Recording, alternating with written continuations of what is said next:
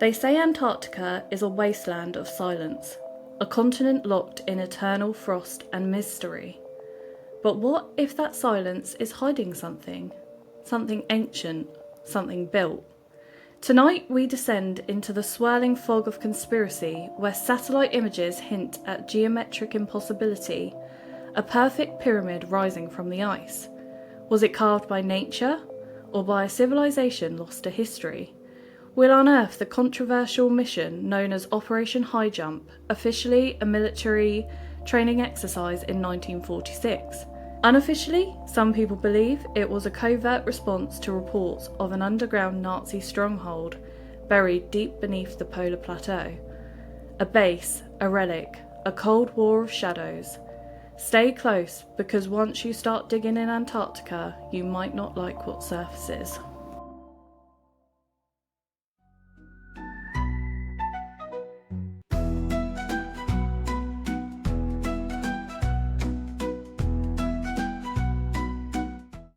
Hello everyone and welcome back to the 25th episode of Spooky and Kooky. As always, if you're into anything paranormal, spooky, conspiracy, a little bit weird, anything horror, this is the pod for you. So join in. It's going to be a good episode. We say that every time, but yeah. They are all. It's still hot as anything in the UK, so we're transporting you to cooler climates and we're going to be exploring Antarctica today. And I hope the thought of all the ice will cool us sweatbox down. It is warm. Ignore us melting. So this episode is going to be all around Antarctica. So conspiracies. We are bringing the conspiracies today. We would wear the conspiracy hats, but it's just too hot. Yeah. I'm not prepared to do it. Me neither. My brain waves won't be protected and it will be on me. My brain, it has no waves at this point. It's just too hot. So I'm going to kick it off with a smaller conspiracy just to get the cogs turning.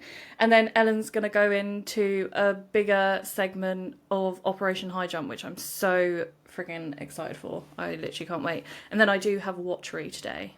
Antarctica, the coldest and most inhospitable place on Earth.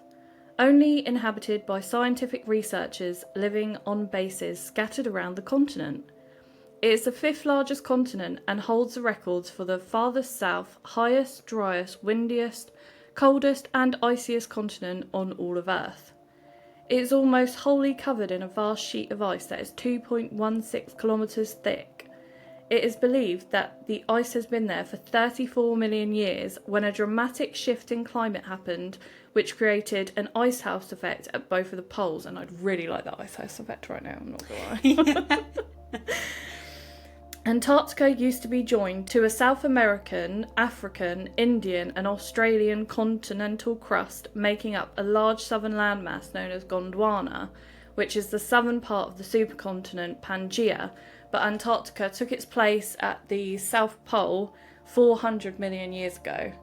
So all of this stuff I'm going to talk about shouldn't have happened, considering it's been covered in ice for a long time and It's been at the bottom of the world for a long time. Antarctica is the one thing countries can seem to be able to agree on, as there's a treaty that's apparently in the interest of all mankind, and 58 countries are in that treaty. It's about the scientific exploration of Antarctica and about sharing that and making it known, and that it needs to be a peaceful continent. Mm-hmm. So for whatever reason, countries can't agree on anything, but Antarctica they can agree on. Under the ice of Antarctica, there is one of the world's largest mountain ranges that is completely covered and hidden from us. However, in 2016, satellite images revealed a curious formation. A peak emerging from the ice. It was a symmetrical formation resembling the pyramids of Egypt, and since in recent times there have been many reports of seeing these strange formations around Antarctica. So there is more than just the one. Oh my God. I didn't know that. Yeah. Supposedly. Allegedly.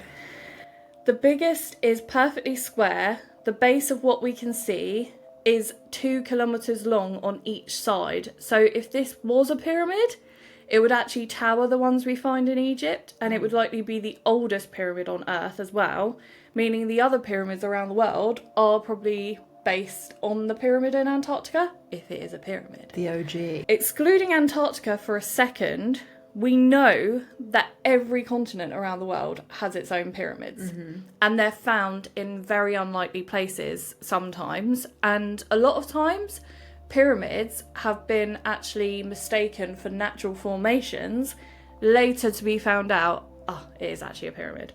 So they're found everywhere and in remote places, bizarre places, and the question then becomes, why? Why did all these continents and civilizations all create the same formation? But that will have to wait till another episode. There are theories, but it's too much to go into, so we will be doing an episode all around pyramids around the world. Back to the pyramid in Antarctica, scientists refute the claims that these formations are pyramids, which comes as no shock, as they always like to do that. Just forget about it. Yeah. And suggest that these formations are actually the result of a slow grinding erosion process to give the shape of a pyramid. However, how come no other mountains have this appearance around the world, and the ones that have been now discovered as pyramids? Don't overthink it. It's now looking like a pyramid. I know what you're thinking. If these are pyramids, how on earth could they get there? Antarctica has been covered in ice since before the first humans. And to that I say, so we thought. There is recent evidence from 2017 from German geologists that have collected core samples from the Antarctic sea floor by using a special drill to collect from the Earth's core. Their findings suggested that Antarctica could have been ice-free, at least in certain areas, until about 4000 BC. So a lot later than we thought. We think that Antarctica was discovered in 1820. However, there are Polynesian accounts dating back to approximately the 13th century, suggesting that they reached the Antarctic continent, and their writings basically describe this strange land with things that are descriptions of icebergs. They don't say icebergs, penguins or seals, but the descriptions are that.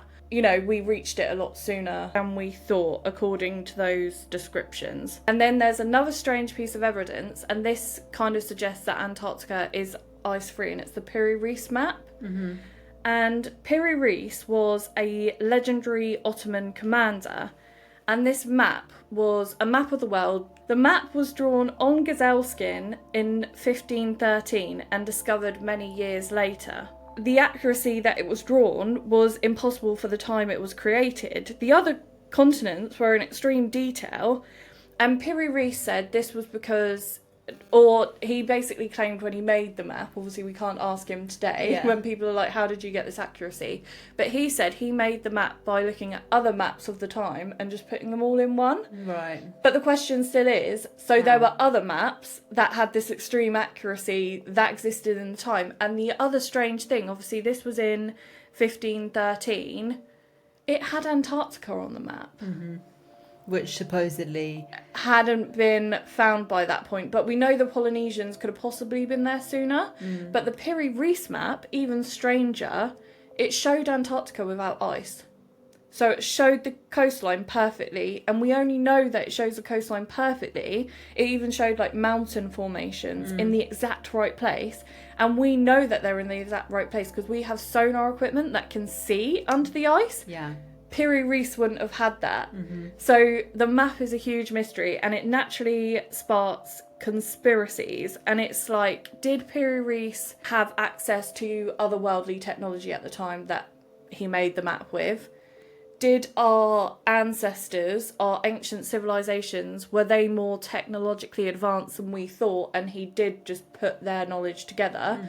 Because a lot of research shows they knew way more than us about the sky, astronomy, all of that. A lot of evidence says that they were a lot more advanced than we think they were. Or was he given the map by none other than extraterrestrials? Has Antarctica actually been inhabited by an ancient civilization who built the same structures seen all over the world today and even inspired them? A civilization that existed before the ice sheet covered the continent and their legacy is hidden beneath the ice? Well, it's possible. New evidence from a skull discovered in Morocco revealed the first Homo sapiens arrived actually 100,000 years before we thought.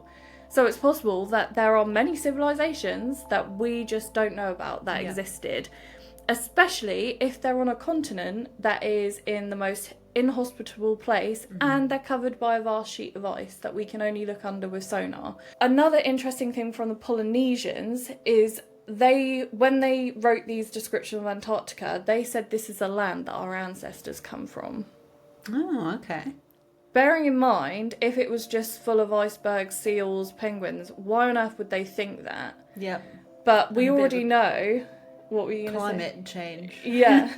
From what they were to where they live now. Yeah. What we know from other civilizations around the world, they all talk about creatures in the sky. There's hints that those are our ancestors. So could Antarctica have actually been home to ancient extraterrestrials and that's where we were created? Mm-hmm. Who knows? And for as long as the ice remains, maybe we'll never know. And like the treaty states, maybe it's in the best interest of all mankind that we don't make those discoveries. Well, maybe we will never know, but they do know now. Yeah.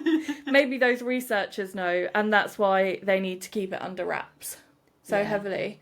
But yeah, I will put some pictures up of the pyramids in Antarctica and you can see what you think, because a lot of people do say they are just mountain ranges, but I have not seen such symmetrical mountains ever. And it's strange that they are everywhere else, every other continent. It's just so interesting that there's just so much secrecy around Antarctica and everyone wants a piece of it. Why? What is so great? There must be something. There must be something there other than just ice, because why on earth would there... Yeah, it's just... Yeah, and then I just think, are they trying to keep something in? I think that, like, because there's certain parts of Antarctica that they're not... You can't go. And I can't remember if you're not allowed to go there or if it's just like you can't get there or a bit of both. So I'll go into this in my research, but there's 12 signatory countries that you need written permission by one of them to enter parts of Antarctica, but there are still parts that you just cannot go in. See, that to me, they're hiding something, because if it's just ice, why can't I go there? What's there to see? Yeah, what's so interesting that's there? Like, if it's just ice, let me in. Yeah. But I have seen people go on cruises to Antarctica, and obviously all they do is step foot on the continent. They do a polar plunge, which looks so fun. I know, it'd be awful, but it'd be so fun. It'd be nice right now. But the cruises look amazing, and that would be such a bucket list thing to do. But yeah, again, why can't you just go to certain bits of it if it's just ice? If it's just a continent full of ice, seals and penguins, what's the harm of me going there? Yeah, I mean, you can go on holiday to Antarctica, because I did Google it, because I was just so intrigued. And I thought you wouldn't be able to, but you can. Imagine if we submitted a request, though, for, like, a work permit to Antarctica, to one of those 12 countries, like podcast work. Official research. They're like, oh my God. Just chuck it in the bin. Yeah, no, we wouldn't be allowed in. But it is, like, really interesting how there are some bits that are off limits. And maybe, like, if there is something that they're keeping in, is what they're keeping in, like, kind of an agreement. Like, you keep people out, and we'll stay in. Oh, see, I think of it as they need everyone to come together. Like, it's greater than all of us, like, our squabbles, keeping whatever is there in there. So they're all band together to keep whatever that is in the ice. You can't really say anything because it's all speculation. Because you can't say, well, if it's this, then why would they want to hide that from us? Because it could be anything. It could literally just be oil. Because there are massive oil reserves around Antarctica. Yeah. But I just think that's really weird because there's oil reserves all over the world. And there's wars around that. So Yeah, how has yeah, this brought everyone that's together? And you can't actually Yeah. initiate any warfare on Antarctica. It's only inhabited from scientific researchers around the world. So you can't really wage war on a continent that doesn't really have a civilization of its own there. Because what are you fighting against? I think they have army bases there. Yeah, but that's for the research. Yeah. The research. I really can't wink like discreetly. My whole face is like. It's quite easy for me at the moment. Every time I blink, I wink. Such a flex. Okay, I'm going to go into Operation Highjump. And I'm so buzzing for this. I hope I've not... Oh, I basically just fell into a deep hole of like... Well, hopefully you enjoy it. I hope you do. I love a deep hole of any kind. Because I Actually, do... scratch that bit out. That was... Why should I say that? It's the heat. I meant a deep rabbit hole of any kind. Not just any deep hole of any kind. Any deep holes a goal. Okay, so I'm going to start with... Lord. Moving swiftly on. I'm going to start with Nazi exploration. That's where we start our story. Which again, why? Yeah.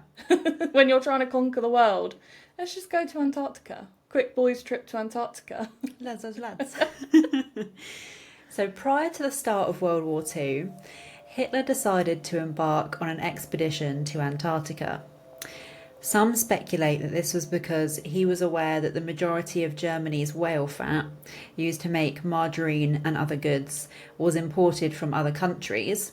So to ensure he could properly feed his troops and maintain production of these goods, he decided it was best to secure his own source. That actually does make a lot of sense. However... Oh, here we go. There's always a however. We do know that Hitler was aware of the impending war, and he dedicated a considerable amount of resources to finding mysterious ancient artifacts such as the Holy Grail, said to have unspeakable power. In fact, in 1935, the Third Reich founded the Antarctica Society, which translates to Legacy of the Ancestors. This organisation, shrouded in mystery, is the only known historical structure created to study the occult and paranormal to have both state funding and support. There was no other organisation in the world which possessed a greater volume of data or such a huge influence over the development of occult technology. Astrologer Wilhelm Wolff stated that the ultimate goal of the Antarctica research was to harness not only natural but also supernatural forces. All intellectual, natural and supernatural sources of power, from modern technology to medieval black magic, and from the teachings of Pythagoras to the Faustian pentagram incantation, were to be exploited for the interests of final victory. We're just jumping straight in. No, they covered everything there, from Pythagoras to the pentagram. We can't rule anything out. You really did need to know any maths. Alongside the 1938 New Schwabenland expedition, the Nazis also launched missions to Tibet, where they allegedly uncovered hidden cave systems lost to time. Within these caves, they claim to have discovered ancient texts, possibly dating back to pre-flood civilizations or even Atlantis. According to these accounts, the text supposedly revealed the location of an entrance to the Hollow Earth, a gateway where Hitler believed technologically advanced Aryan race might be recruited to aid Germany in the war. This research also suggested that the landmass concealed beneath Antarctica's ice shelf was a surviving remnant of the lost Atlantean continent. Meanwhile, the Tibetans believed that the Nazis' arrival aligned with their own prophecies, signalling the dawn of a new era of enlightenment. On the 17th of December 1938, the expedition was underway and the Schwabenland departed Hamburg, a freighter refitted for carrying catapult aircraft. The Schwabenland arrived in Antarctica on the 24th of January 1939 and began to chart an area already claimed by Norway. 15 flights were made by the ship's 2 seaplanes over an area roughly 600,000 square kilometres. To assert their claim to the Norwegians' territory, they dropped 3 flags, which were 5-foot metal poles topped with swastikas, along the coast, and a further 13 inland, renaming the territory New Swabia. Honestly, if I was Norway and they just dropped some flags, I'd be like, okay, What the hell, bruh? I'm just going to throw them in the sea. Like, you don't scare me. And I just think that is so typical, like, Nazi behaviour. Like, all of Antarctica is there that you can go to, but you choose the place that's already been claimed. Yeah, but it does that give Yeah, more whereas- weight yeah. to why they did that. Is that an important place? Is that why the Norwegians were there? Further exploration inland uncovered an Arctic oasis, an area about 300 square miles completely free of ice, filled with warm water and plant life. This is because beneath the oasis lay a geothermal vent, Right. keeping the area warm, which would make the perfect location for a base, and soon became the spot where the Nazis would build the infamous underground facility named Base 211. In secrecy, German U-boats undertook frequent missions to Antarctic shores, and Admiral Karl Juritz was quoted saying, "My submarines have found a true paradise on Earth." And in 1943 he said, "The German submarine fleet is proud of having built for the Führer in another part of the world a Shangri-La on land, an impregnable fortress." During World War II, Base 211 grew into a massive underground complex, practically a small city. At first, it was meant to launch U-boats and missiles, but when the war started turning against the Axis powers, its real value became clear: escape.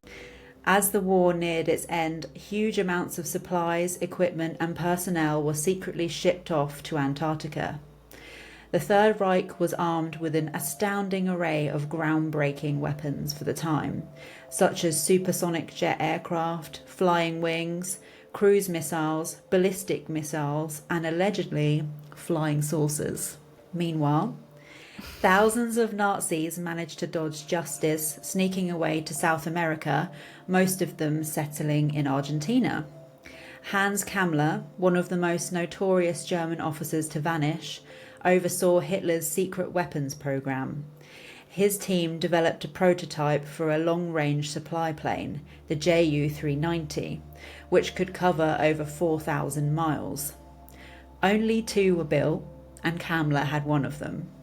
Since April 1945, both Kammler and his Ju-390 have remained missing. Just months later, thousands of UFO sightings were reported all over South America, which is allegedly where a lot of Nazis had fled to. And the US government worried that Kammler and his team had fled to Antarctica, where they might still be conducting their research from a hidden underground base.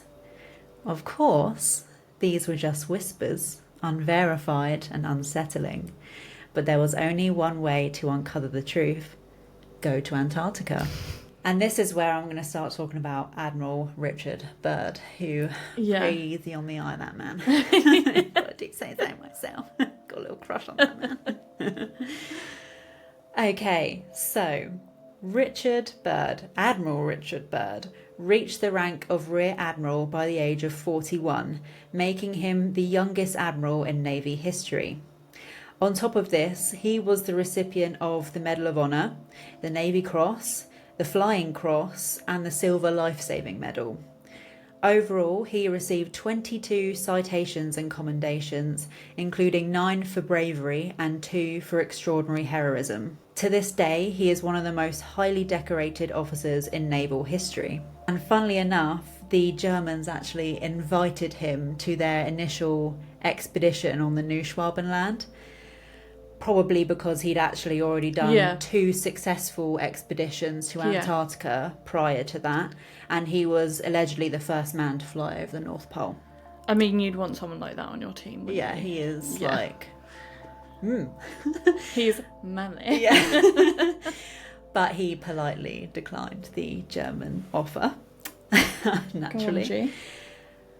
Another interesting fact is that Admiral Byrd was a 33rd degree Freemason, and his previous expeditions have been veiled in much secrecy. The 33rd degree is a supreme honour bestowed only on those who have demonstrated outstanding service to the Brotherhood, as well as professional and personal accomplishments. To add to the sense of mystery and intrigue, none other than Master John D. Rockefeller and his matey moos had financed all of Byrd's early expeditions, with the exception of Operation Highjump. I know that's a bit of a slight tangent, but it, to me, adds the idea that there was, or is, something worth finding in Antarctica. Oh, 110%. Yeah. It's got it all. Moving on to Operation Highjump. This commenced in August 1946, officially aimed at training personnel, testing equipment in extreme cold, studying Arctic geology, and refining techniques for establishing air bases in frozen landscapes, though none of these actually appeared to take place. Admiral Byrd commanded a formidable Navy task force, nearly 5,000 men spread across 13 ships, including a cutting-edge aircraft carrier. And this fleet was absolutely stacked with firepower. They had dozens of planes, bombers, helicopters, 2 destroyers, tankers, supply ships, icebreakers, 2 heavily armed seaplanes, and even an attack submarine. Why? But, you know, it's just for training. Stocked with the finest weaponry the US Navy had to offer. That would be so much money as well, just for training. Money. Yeah. And Arctic geology. We're just looking at the weather here. Admiral Byrd's expedition was posted in the New York Times, but there was also a small follow-up article hidden away in one of the back pages of the November 1946 editions, which stated, "Secret orders taken by Byrd on polar trip. Read, Admiral Richard E. Byrd joined the vanguard of his South Pole expedition at the Panama Canal today, with confidential orders from the White House. Officials say the orders were a State Departmental secret. Even the existence of the orders, authorities said, had been kept secret. Admiral Byrd received them, informants say, on a hurried trip to Washington last week before departing to Panama. Could these secret orders have contained the true reason behind the expedition? Given the heavy firepower, would it be a stretch to think that the real mission was to locate and eradicate a secret Nazi base? Or was it to compete in the race to discover Hollow Earth? Based on eyewitness testimony, declassified records, and Byrd's own journal, one objective of Operation Highjump was to expand American sovereignty over Antarctica, something the US government publicly denied multiple times. But there's classified documents that have been released. And it's absolutely monumental Yeah. fleet. Yeah. The other goal was to locate and eliminate the secret Nazi military complex Base 211 and seize any flying saucers they could find. 6 of the planes part of the task force were fitted with spy cameras, and each plane had a trailing magnetometer searching for any anomalies in the Earth's magnetism, indicating hollow spaces under the ice. So again, that's not just a casual little training trip to Antarctica. The fleet arrived on January 15th and immediately began constructing a base known as Little America. But then, Operation Highjump takes an unexpected turn. Originally planned as a 6 to 8 month mission, the operation was abruptly cut short after just 40 days. All that money for just 40 days. Yep. The Damn. base was abandoned and the task force withdrew. This large-scale, costly operation is abruptly cut short, but why? Upon his return, Byrd allegedly told members of a special congressional investigation committee, in case of a new war, the US would be attacked by fighters that are able to fly from one pole to another at incredible speed. Lee Van Atter, the El Mercurio newspaper correspondent from Chile, who was allowed to accompany the expedition, wrote, Admiral Byrd declared today that it was imperative for the United States to initiate immediate defense measures against hostile aeroplanes originating from polar regions. What really happened during Byrd's mission remains cloaked in secrecy. After an intensive debriefing at the Pentagon, he never spoke publicly about Operation Highjump again. Convenient. Any sailor who spoke about the mission would be arrested and imprisoned, and the full account remains classified to this day. But it's just training. Exactly. What's there to know? It was only training and just, taking a couple of weather readings. God. The Navy published a brief summary of the expedition's achievements and admitted some sailors were killed. But they never specify how many, and officially all of the deaths were recorded as accidents, and the bodies were allegedly buried there and not brought back to the US. In the 2006 Russian documentary The Third Reich, Operation UFO, there's a reported eyewitness account of a hostile encounter. Pilot John Sierson claimed that his ship, the escort carrier USS Casablanca, was part of Byrd's task force, and that Navy Corsair fighters went head-to-head with strange saucer-like craft attacking the fleet. But here's the catch. Official Navy records don't list the Casablanca as being involved in the mission. So was this tale made up?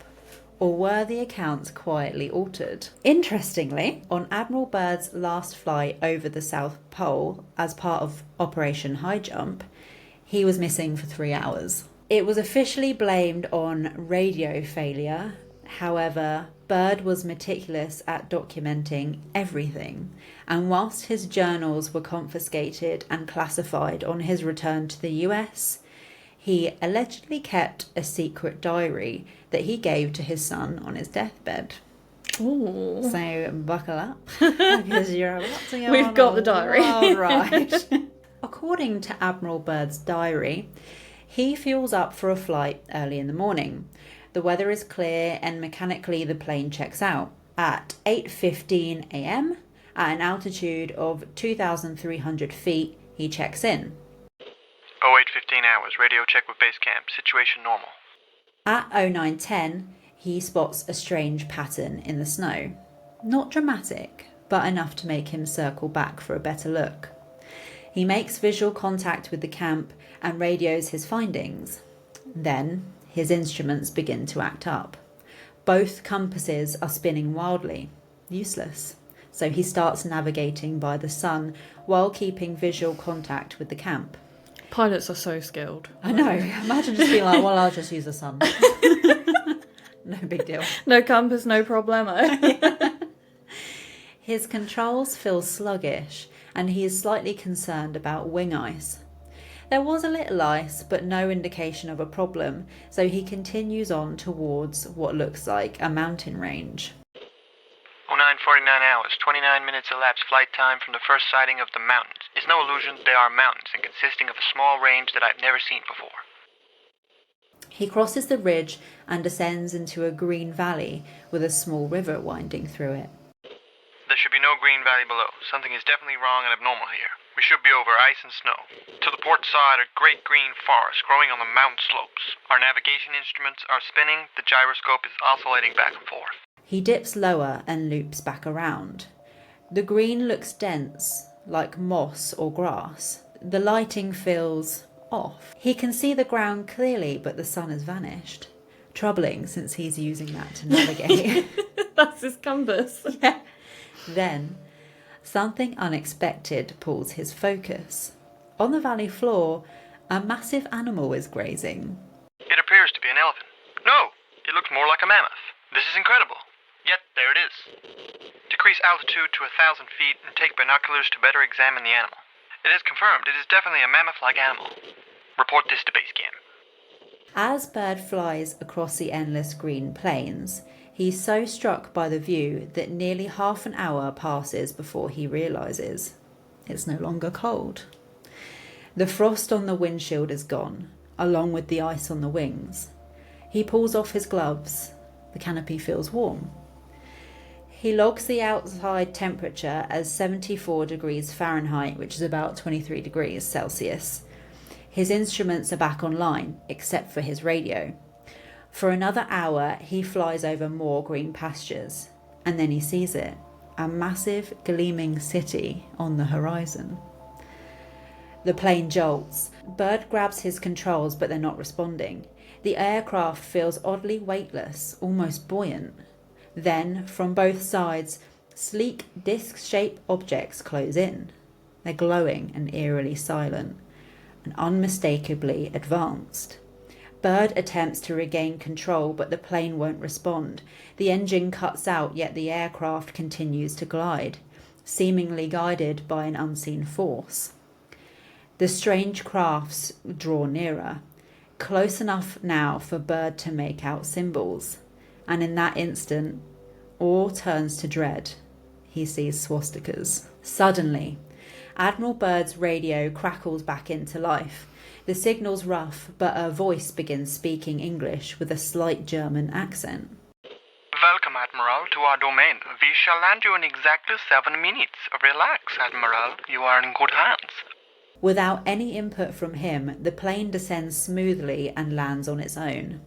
Byrd is greeted by a group of tall, blonde-haired men.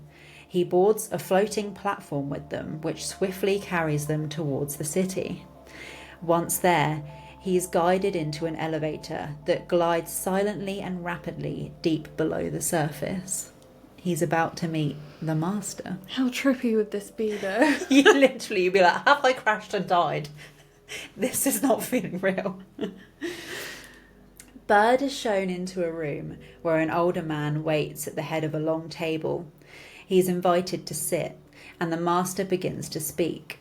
He explains that his people are known as the Ariani, and they've been monitoring humanity for quite some time, but only now have they chosen to step in. According to the master, Byrd's civilization isn't ready for the responsibility of atomic power and risks total self-destruction. I mean, they're not wrong. Yeah. He goes on to say that their attempts to make peaceful contact have always been met with hostility. Classic humans. Yeah, that's not wrong either. Their ships chased and attacked by military aircraft. That's why they've chosen Admiral Byrd as their messenger. They hope that, because of his status and reputation, the world will take his warning seriously. Once the meeting ends, Byrd is escorted back to his plane. After a few minutes in the air, a voice comes over the radio to inform him that he is now in control again, and a final phrase comes through. Auf Wiedersehen. And the transmission cuts off. Back at Little America, events turn bizarre. Just 2 days after landing, sailors report bright lights on the horizon. At first, they assume it's another vessel, but they're far below the Antarctic Circle in uncharted waters. Suddenly, the lights shoot skyward at a sharp 45-degree angle. They attempt to make radar contact, but were out of range. 3 hours later, 5 more lights appear, flying straight towards the ships. Anti-aircraft guns and 20mm cannons open fire. No effect.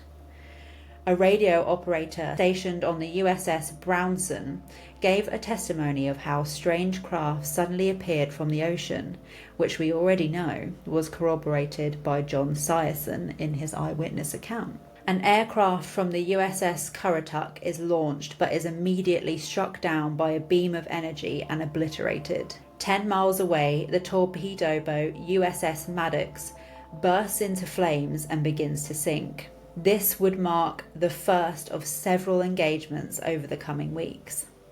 The final clash takes place on February 26th. After that, the Navy orders a full retreat, abandoning the mission 6 months ahead of schedule. John Sierson believed these attackers were the fabled German wonder weapons, perfected deep beneath the ice in a hidden stronghold. But to this day, no solid proof of Base 211 has ever been uncovered. Is that not solid proof? That we know of. But is that not solid proof? Like, Admiral Byrd has been there. Well, now, there's much speculation around the secret diary of Admiral Byrd's. It was found by his son, Richard Byrd Jr., and subsequently released as per his father's wishes.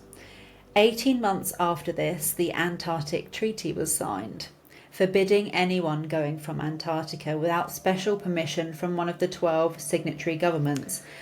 And even with special permission, you're only allowed to enter a very small few designated areas. Well, that makes a lot of sense now. Yeah, why?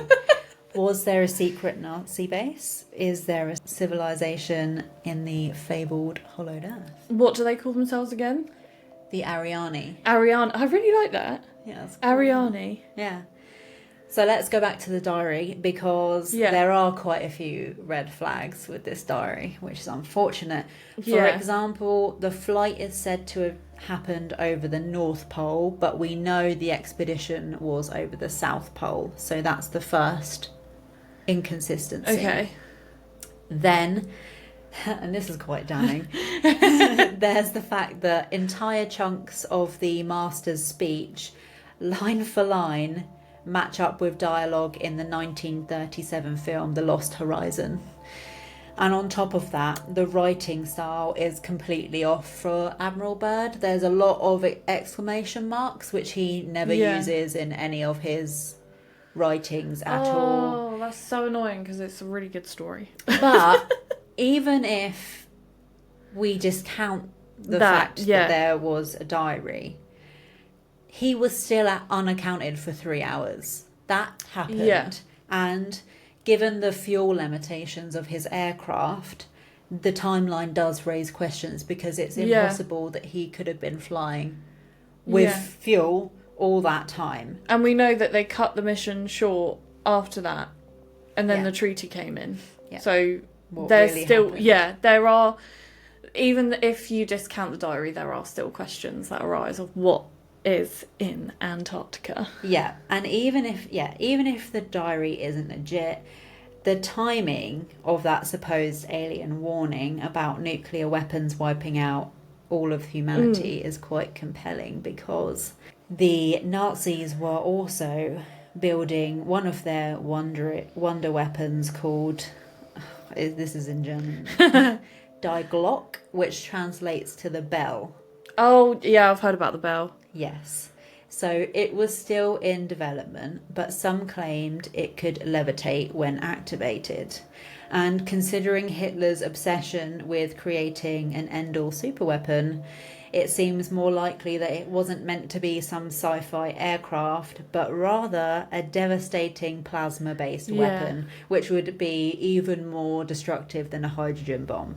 So, just 8 months after Byrd's aborted mission to the Antarctic, the Strategic Air Command undertook a detailed mapping and reconnaissance mission of the North Pole.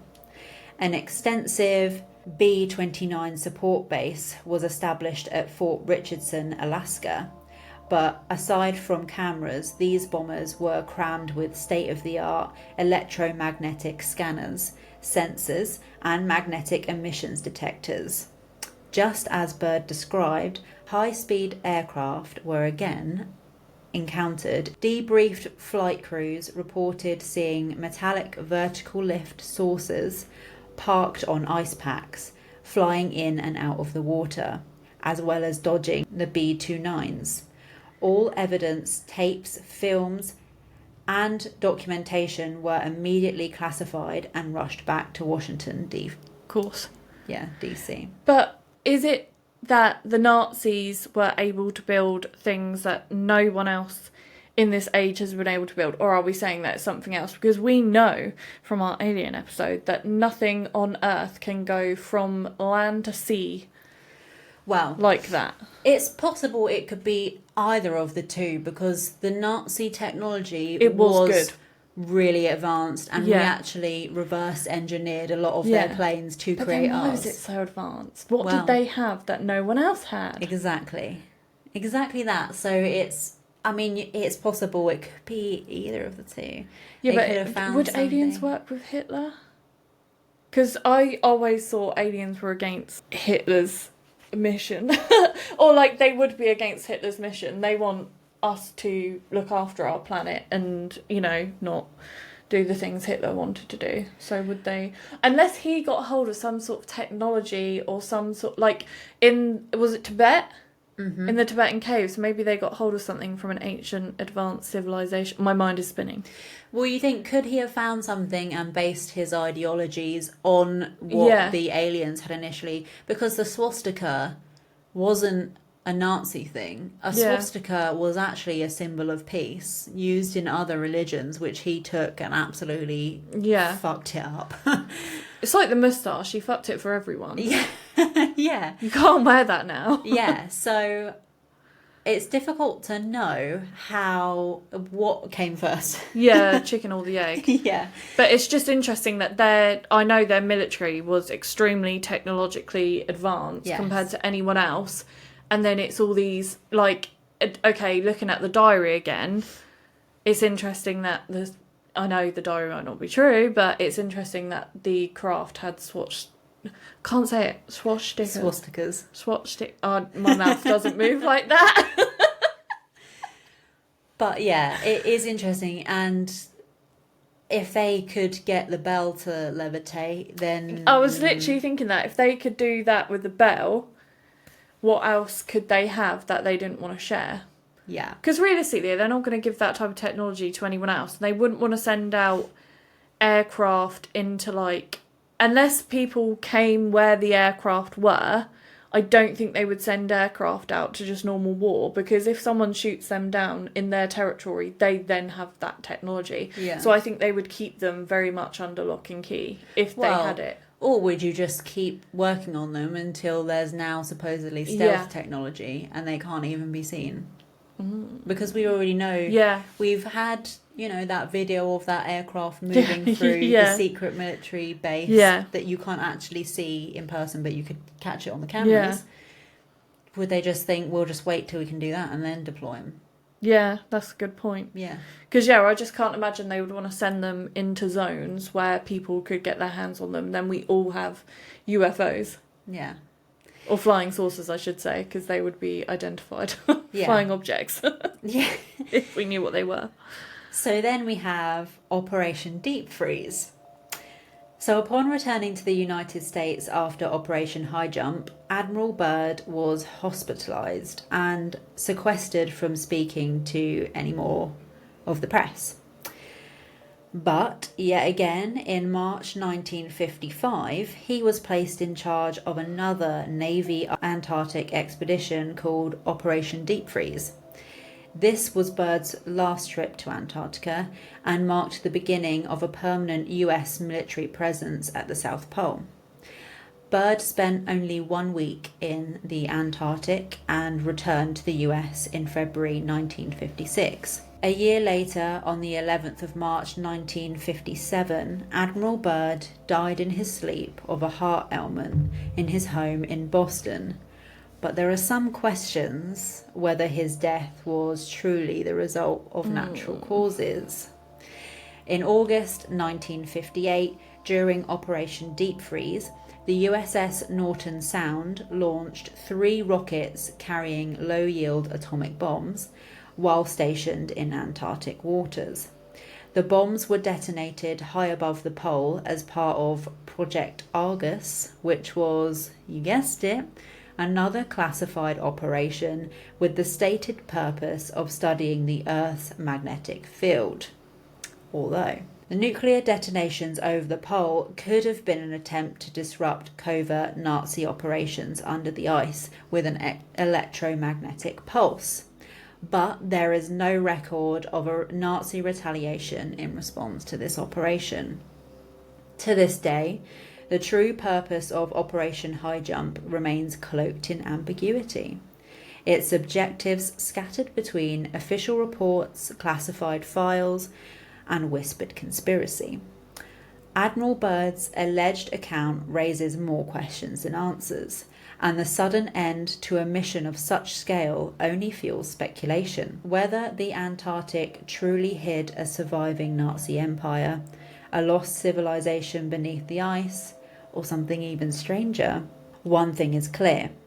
Whatever Byrd encountered out there, it changed him, and perhaps history, in ways the public was never meant to understand. Because in the cold silence of the Southern Pole, some stories don't end, they just get buried deeper. I want to know. I want to understand. It's a wild ride. Yeah.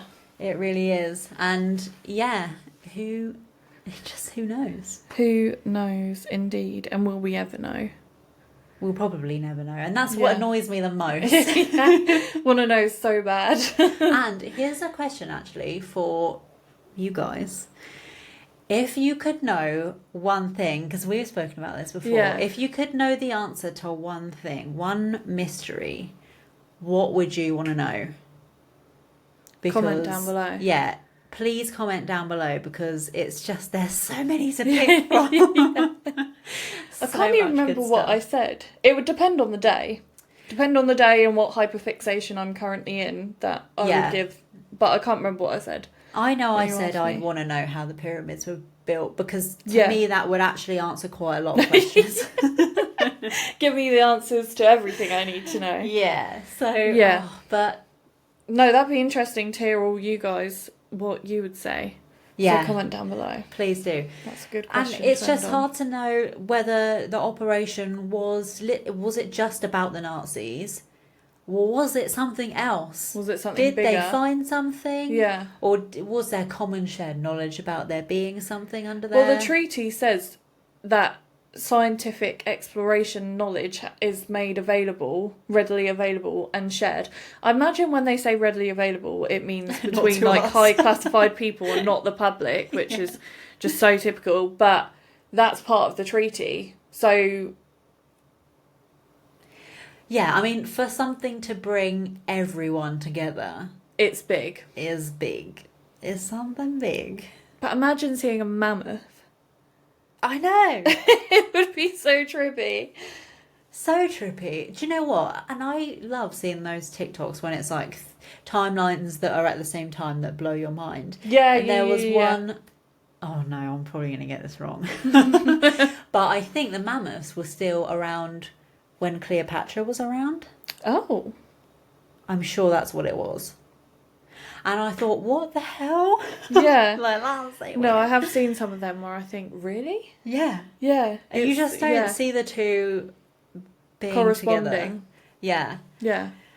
That's mad. But yeah, it's just crazy. I just want to know, like, what do they have flying saucer technology? I mean, hasn't it been confirmed that the US have reverse engineered alien craft? I think a lot of countries have, like Russia, Germany obviously now. This is the space race. Probably UK.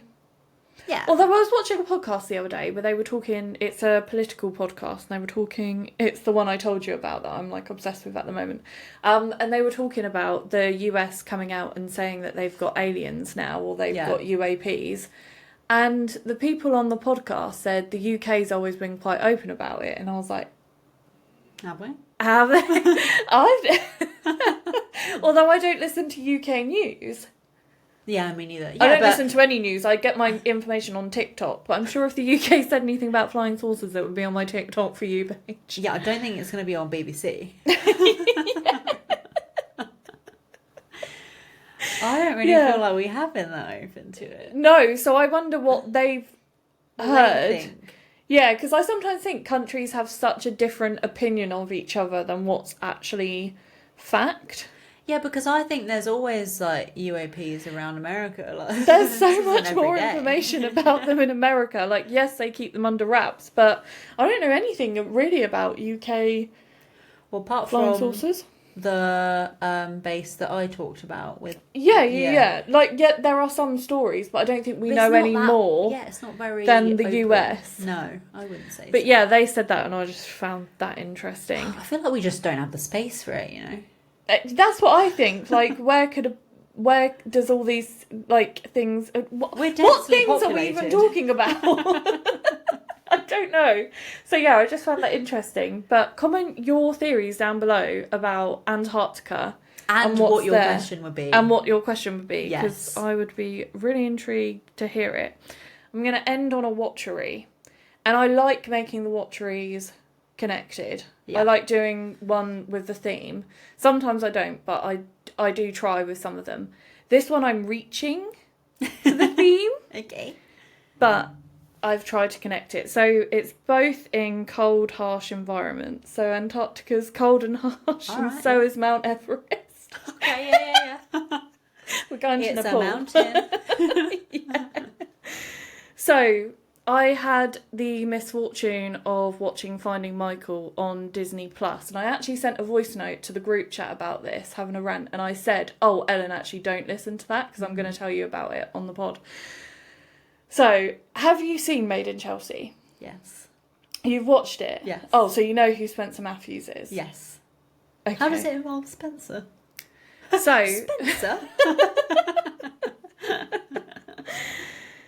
So, Finding Michael is about Spencer Matthews, who goes to Mount Everest to bring back the body of his brother Michael, who unfortunately perished on the mountain in 1998.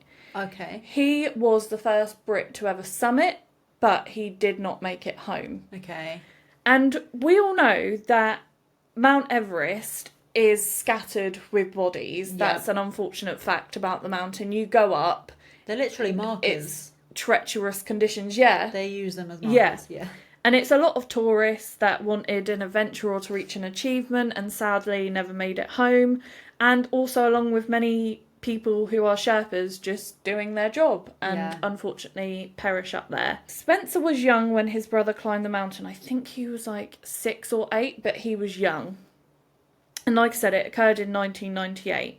The documentary shows that the Matthews family receive an email with a lead on where Michael's body might be located on the mountain. So it was a body that's in the same clothing as Michael was thought to be wearing when he went missing, and around the same area that he was last seen on the mountain. Okay. Just so happens it's in an area called the Death Zone.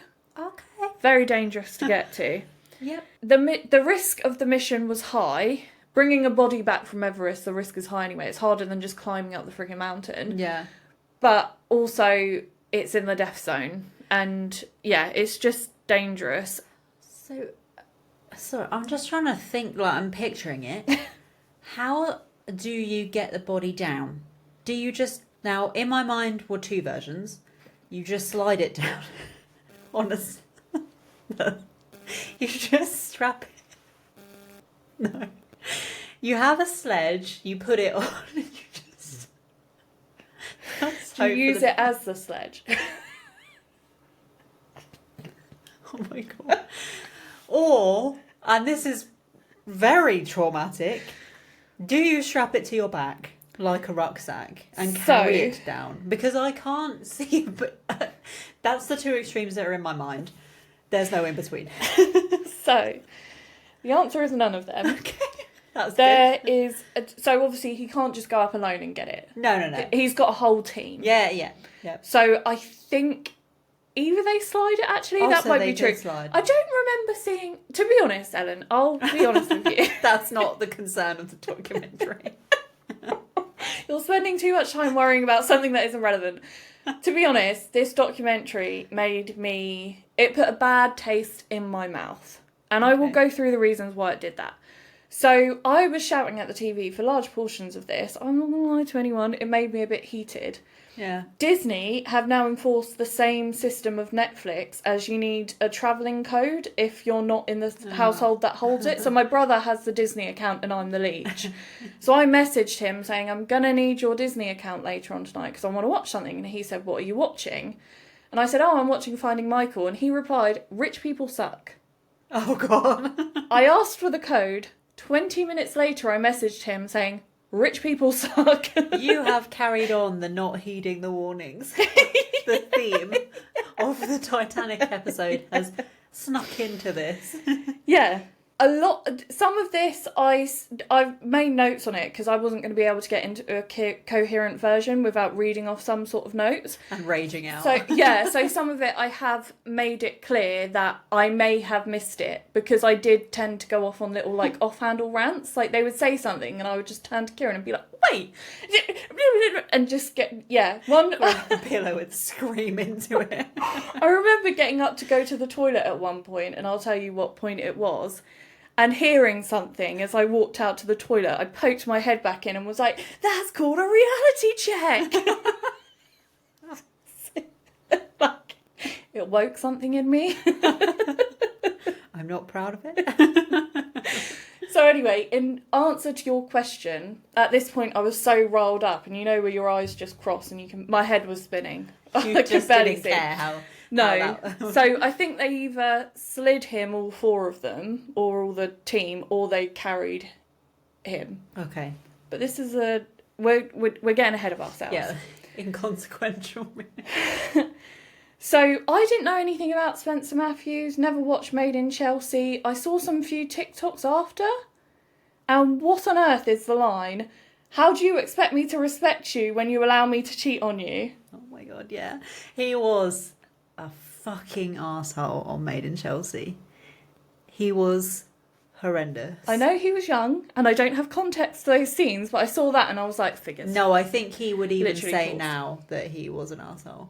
I mean, he has, like, a wife and kids now. I know, because I'm about to say that Spencer's wife is due to get... Let me get back to the script. Let me tell you about his wife and kids.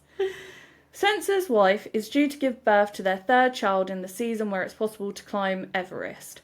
But Spencer had to leave for the mission. He couldn't do it the year after. He said, well, I can't miss the season. I mean, so... it's been since 1998. Exactly. Many seasons have passed. And this is our third child. He's like, literally well, I've been what- there for 1 and 2. That's literally what he said. It's just rinse and repeat at this point. I know what happens. I know I don't know this man. I know I've never seen Made in Chelsea. I know I don't have much context to this. I don't like him. I'm not going to be unbiased. I know I always go into these things trying to be. I've even written in my script so many times, like, well, I don't know the context. But no, fuck it. I don't need the context. I don't like the man. It's like, I'm not going to be there for the third birth. It's like watching my favourite pub burn down for a third time. Don't need to be there again. But actually, luckily, because his wife was like, oh, well, I kind of do want you there. And he was like, well, if we put it off till next year, we're probably never going to do it. So I was like, right. But it's been since 1998. I feel like you had, like, because he's on Made in Chelsea, you know the Spence family has money anyway. And they go back to his family home where his mum lives and it looks like a freaking castle.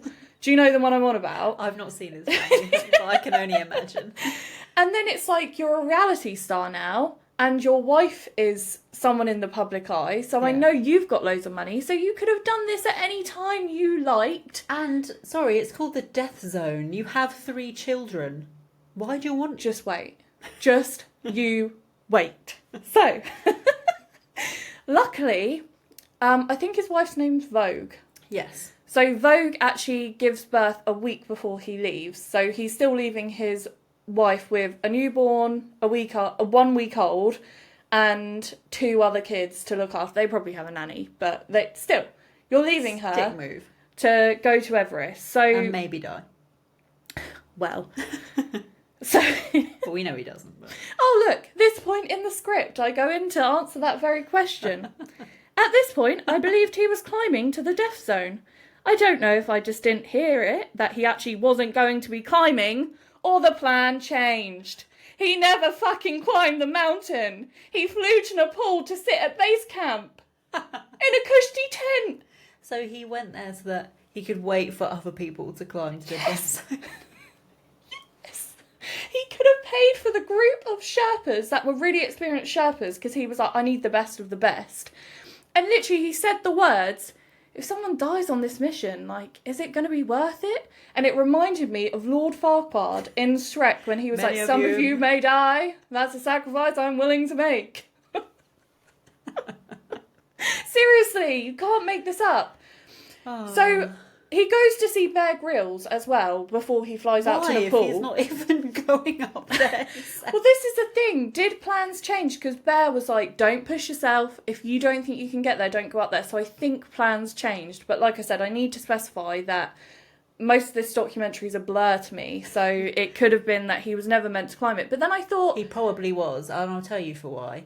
Because he did some sort of desert marathon thing where he literally was running through all these deserts for like days and days, and he looked on the brink of death. So I can imagine that he probably... He thought he could hack it and then Yeah. got to base camp and was like, I'm actually not going to bother. I'm actually going to turn around. I'm just going to have this tea, but... But my question was, if there was a chance you weren't going to climb it, surely you'd be like, okay, my son has just been born.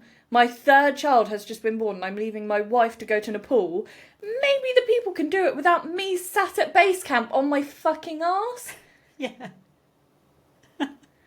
So anyway, you know I said they had this is going to take so much longer than I wanted because I know I'm already feeling myself get enraged. So this is a little fun end to the episode. So you know I said, they had that picture emailed to them, the lead. He gets to Nepal. He meets the Sherpas. He shows them the picture. And they say, that's not your brother. That's an Indian man. We know that body. And I thought, could you not have emailed them? Did you not verify that? You just took the word of a random person? Who is sending you this picture as well? Are they reputable? Just start there like, oh.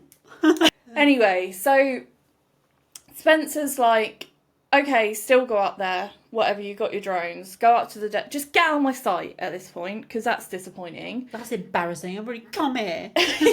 I've already left my wife and kids at home, so you better bring me back a body. Rah. So he's in his cushy tent, which was very well set up. He wasn't even wearing gloves or a scarf for some of the pictures or some of the shots. Nice so I'm and tasty. thinking he had a heating element in there. Of course. He was eating a cooked breakfast at one point. Just a little He had a cup charcuterie of tea. Yeah. And he had all these pictures of the mission, like what he was wearing. He had like a vision board up in his tent. Like the tent was cushy. And these poor men, he sent the Sherpas up to the death zone. And I'm not going to lie, if this wasn't filmed and I was one of the Sherpas, I'd be like, yeah, I've got your money now. I'm just going to go chill at Camp 4. I'm not going up to the death zone to look for someone who's been missing since 1998 and we're not going to find. My thought would be, as the Sherpa, so you brought a vision board here, but you couldn't verify the picture of your brother before you got here.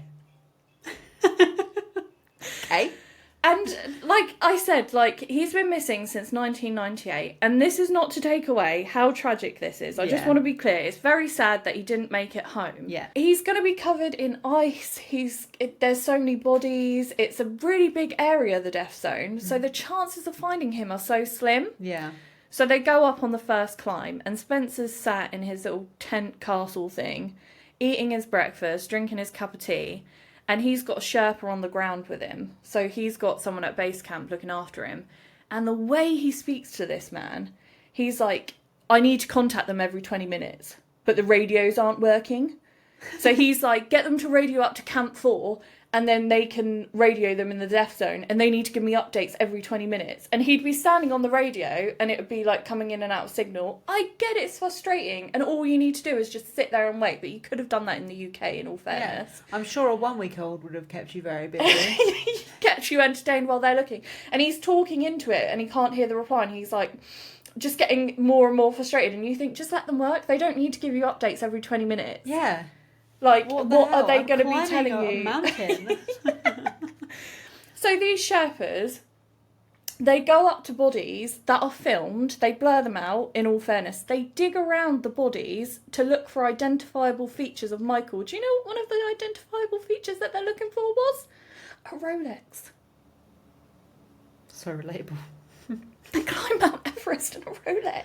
And don't you think that's just kind of in poor taste to be like, you guys have to rummage around the dead bodies there, please? And film it and then just walk away. Yeah. That's actually horrendous. Yep. Imagine if So- your family member was up on there And some they've rich showed it, guy yeah. paid to go up and was like, and were rummaging shaking around to try and get the Rolex. Yeah. Yeah, so that's exactly what I thought. If I was a family member and one of these blurred out bodies were my family, I'd be really, really annoyed because they've not that, you know, we always say about rich people, oh, Musk could literally end world hunger in a check. He doesn't need to do that.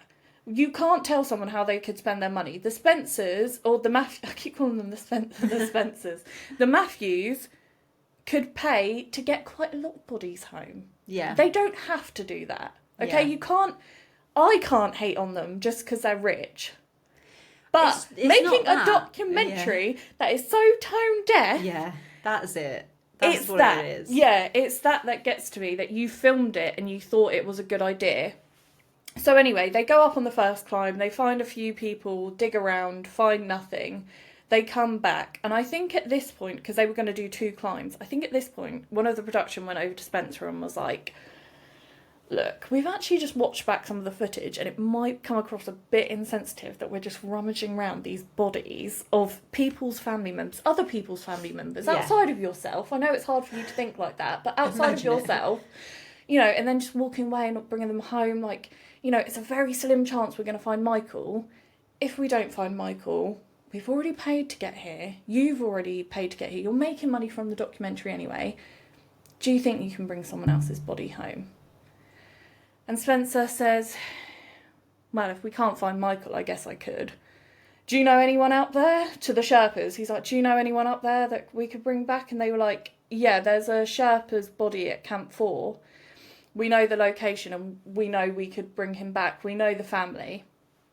And obviously, I get that before you move someone's family member off the mountain, you should get permission from the family, because they might want them to stay up there for whatever reason, you don't know. It might have been their wish when they left, who knows. So Spencer flies out of base camp on his little helicopter. Of course he does. And he goes to visit the family.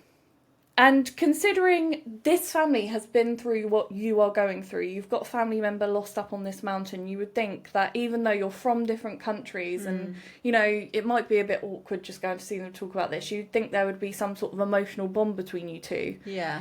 This family, this wife and son, hand him a picture of their lost loved one up on Mount Everest. Yeah. Spencer takes it for exactly a minute and goes, thank you, while smiling. No, it was so ingenuine. I bet the production were like, damn, we thought this would turn it around, but it's not turning it around. And then, considering at this point they have been told, look, it's very improbable that we're going to find Michael, you've been to see the family now, and you've said to them, I'll bring your family member back home, but only if I can't find Michael. If I find him, then your family member's staying up there. And because of the insurance in Nepal, I know you can't get him down, and you have no money, so he's not coming down otherwise. But I will get him down if I can't find Michael. And I just thought, you have the resources, now you've said it, to get both down if you find them. Why would you even say that?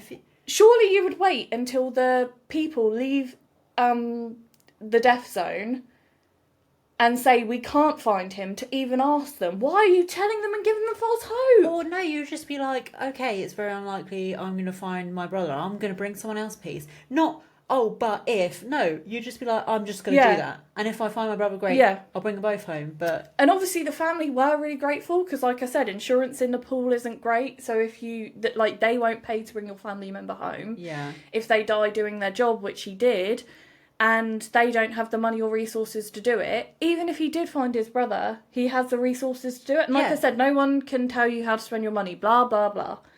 But like you say, it's a shared trauma that they have both been through. You've gone to see them now. You want that closure, so you know how much they must do too. Yeah. But you're like, wow. So he goes back on the mountain in his little helicopter, goes back to his cushy base, and I think they radio down, we're going to go to plan B, which means we're bringing the other family members home. We haven't found Michael. Spence has a little tantrum, goes in his tent and rips down his vision board. And this is the part where I said, that's a reality check, because he was saying, I don't know why I thought we'd just find him. And I thought to myself, this is what having too much money does to you, because you've never been told no in your life. You've never been told you can't do anything. Even if you get told you can't do anything, you're like, I've got money. Yeah, and just like that thing happens. That happens. So you probably just thought, oh, I'll get a team of Sherpas and we're bound to bring him home. And obviously, again, it's sad that he hasn't got that closure, but it's just so out of touch that you can't help but get riled at him. There's ways of doing it and, you know, being. And he's just making it really difficult to have empathy. And all on camera as well.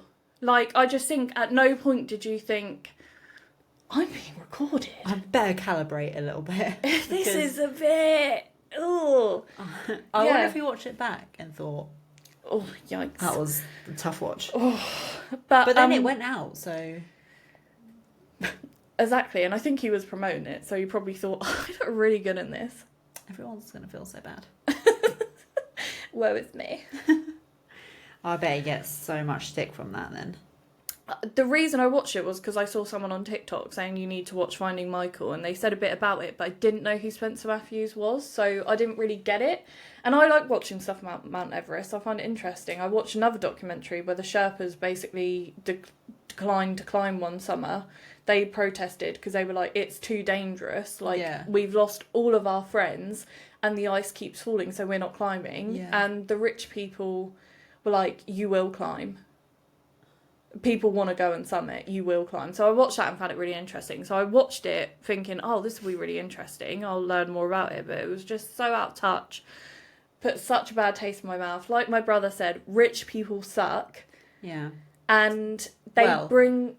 He sucks. Yeah, he sucks. You can't generalise. But he brings, obviously, this family member home. And the family's obviously mourning. They're so upset. Like, obviously, it's a lot of emotion because you finally get closure. Yeah, it's happened again. They've got young kids there. And Spencer's just there, like, kind of, like, going up to them, like, expecting a thank you. And I thought, you're not even the one who really did the work. Like, you didn't climb and bring them back like it was the Sherpas. But he gets the thanks for it, obviously, because I guess without him, it wouldn't have been done. So I guess he does get some credit, even though he had to be given a nudge to do it. So wasn't his idea. Nice. Must be nice to have closure. Yeah. Enjoy it. And then he swans back off to his castle. And then basically is just like, I feel like we've done something for Michael and closed the book. After tantrums. After tantrums, tears and shouting at people. Wow. Yeah, so I wanted to talk about that because I thought it was quite a controversial watchery. Yeah, I'm glad I didn't watch that. I would have also raged out. I thought I was being really over dramatic, but my brother kept messaging me through it saying, wait till the end, wait till the end, wait till the end. And I was like, what could it possibly be? And then I saw the scene where he told the family member, only if. And I thought, oh, that's it. That's what he means. Jesus. Yeah, I think, to be fair, if I had known it, like, I would have watched it if I knew Spence Matthews was in it. Only because I know him from... I know maybe Chelsea's not real completely. Yeah, because I thought, oh, I can't judge him off these clips that I'm seeing on TikTok. But I saw them after watching Finding Michael. And I thought... actually, it completely makes sense. And then I saw a clip of Jamie Lang. Mm-hmm. Is that his name? Yeah. He's got a podcast and Spencer was on it. And in a friendly way, he was saying to Spencer, you're the most manipulative guy I've ever met. Like, you can get anything you want. And I just thought, is that so? Yeah. You know when things just keep piling up against someone and you think, damn. But yeah, obviously it's not his fault that he's got money. It's not his fault that...